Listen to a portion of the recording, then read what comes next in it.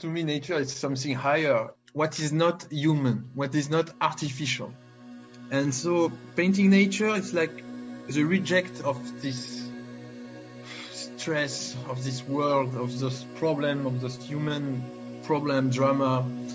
When I look at nature, I get rest, I distress, I'm happy. Also, I see the divine into nature.